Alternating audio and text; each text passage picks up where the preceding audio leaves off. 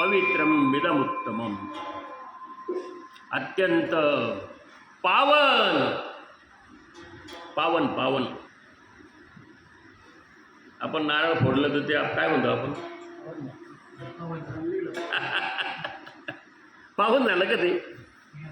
सडकं सगळं वास येतो त्याचा. हां, तिथं ते ज्या दगडावर फोडतो त्या दगडाला सुद्धा धुवून चांगलं काढावं, अशी परिस्थिती असते. पण आपण तिथंच फोडून आपल्याला कंटाळा असतो, ते धुवायचं नसतो, आणि तिथंच घाण करतो आणि तिथंच निघून जातो. जाऊ द्या, म्हणजे पाहून झालं होतं. आहे की नाही? मग हे तर समजलं पाहिजे ना, कशाला काय म्हणावं. अत्यंत पावन, पावन जे पवित्र आहे, जे निर्दोष आहे, जे शुद्ध आहे, जे सत्य आहे, ते पावन. जे निर्मळ आहे त्याला निर्मळ म्हणतात. पाणी बघा, शरद ऋतूमध्ये पाणी खळखळ खळखळ खळखळ वाहतं नदी, आणि इतकं शुद्ध असतं, ट्रान्सपरंट असतं, ते खालचं दिसतो, तळातलं दिसतं त्याच्यात. आता पावसाळ्यात गेलं नदीवर पाहिलं तर पाणी भरपूर असतं, पण ते कसं असतं? गडूळ असतं. तोंडात घेऊ का नको? पण शरद ऋतूमध्ये जर बघितलं तर ते पाणी इतकं खळखळ वाटते, थोडं असतं, पण ते असं तोंडात घेऊन यावं. गंगे यमुने चैव गोदावरी सरस्वती नर्मदे सिंधू कावेरी, सर्व नद्यांचं जल जे आहे ते पवित्र आहे, पण ते इतकं शुद्ध आहे, इतकं पावन आहे. योगी पावन मनाचा, योगी पावन मनाचा. योगी तस्माद योगी भवार्जुन, म्हणून तो अर्जुन योगी.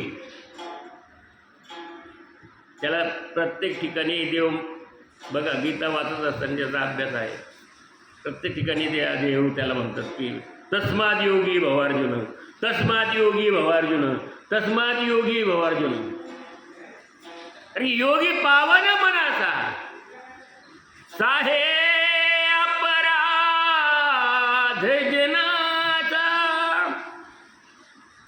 जन काही म्हटलं, काही नावं ठेवले लोकांनी, आपल्याला शिव्या जरी दिल्या, पण तो अपराध सहन करतो. माऊलींनी किती अपराध सहन केले,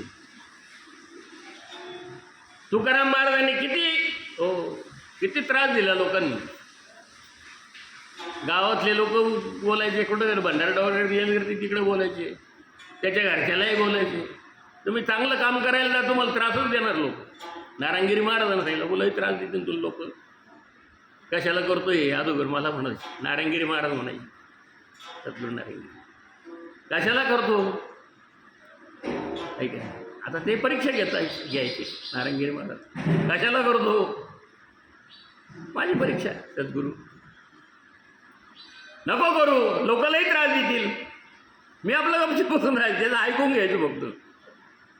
ऐक ना, आणि सत्य आहे ते, लोक त्रासच देतात या मार्गामध्ये, आणि शेवटी मग म्हणायचं तुझं कार्य होऊन जाईल, जा तुला चांगले माणसं भेटतील.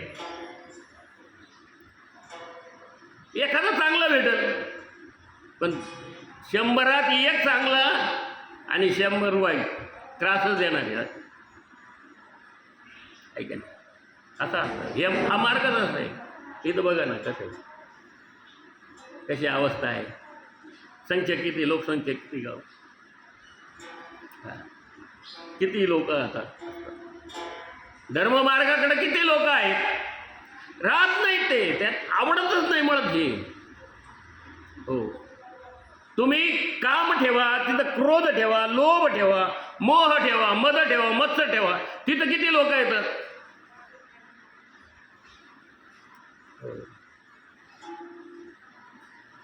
तमाशा शब्द माहिती आहे ना तुम्हाला, आहे का नाही? इकडे कीर्तन आणि तमाशा दोन्हीचा फरक पहा बरं. कुठल्याही गावात घ्या, दोन्हीतला फरक. आपल्याला नाही सांगत, मी इथलं नाही काही सांगत. हा, सगळीकडे सगळीकडे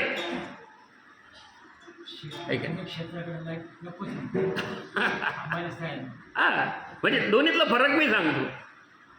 कुठेही जा, सिनेमाला किती लोक, घरात मालिका नाही का, वेगवेगळ्या प्रकारच्या मालिका, वेगवेगळ्या प्रकारचे, घरातच सिनेमा हॉल झालाय.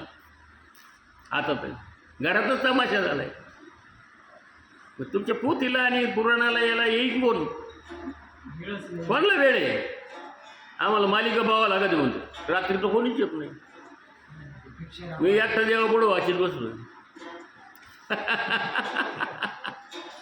काय करायचं आता? सत्य परिस्थिती नारायणगिरी महाराज सांगायचे बरं का. जगाची परिस्थिती वाईट आहे बाबा, हे तू करू नको मला म्हणायचे. पण म्हटलं नाही महाराज, मी 70 साली ज्यावेळेस तुमचा इथे सप्ताह झाला तेव्हापासून तुमचा अनुग्रह घेतलेला आहे, तेव्हापासून तुमची छाया माझ्यावरती आहे. मी कसं सोडू? सोडणार नाही. मला किती त्रास झाला आणि काही केलं, पायाखाली तुडवलं लोकांनी तरी चालत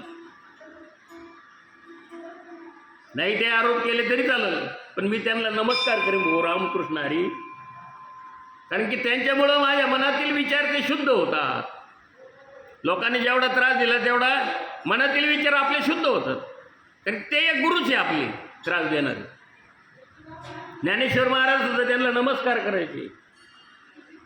तुकाराम महाराज त्याला साष्टांग दंडवत घालायचे.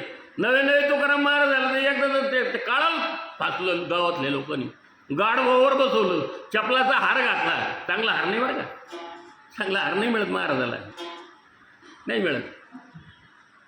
हो,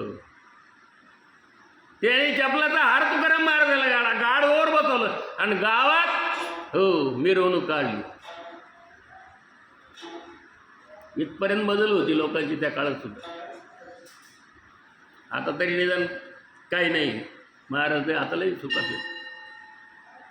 आता नाही, आताची परिस्थिती वेगळी आहे. लोकांना ज्ञान कळायला लागलं.